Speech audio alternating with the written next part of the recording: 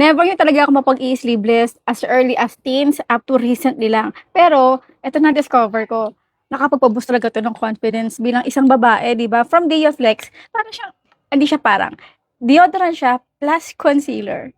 Bumili muna ako ng trial stick nila para malaman ko kung ano ba talagang tone na meron ako para ma-cover itong aking discoloration. Hindi naman gano'n siya kaitim, ayoko lang na may discoloration siya. At, alam mo yun, naiiyak akong mag-sleeveless talaga kapag ganito yung kilikili, 'di ba? Skin ko nasa medium to light skin, radiate. Spread natin. Next, try naman natin yung limitless. Spread natin. Next, try naman natin yung fearless. Spread natin. Wow.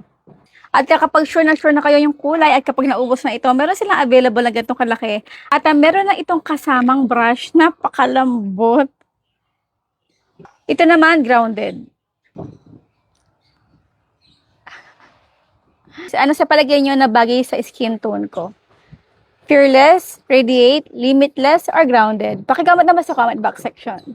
Kaya naman kung gusto mo mabuhos ang iyong confidence sa pagsusot ng mga sleeveless, try the new Diaflex Deodorant Concealer. Sa mga gusto magkaroon nito, ilalagay ko na lang yung link sa comment box section or dito sa ating screen.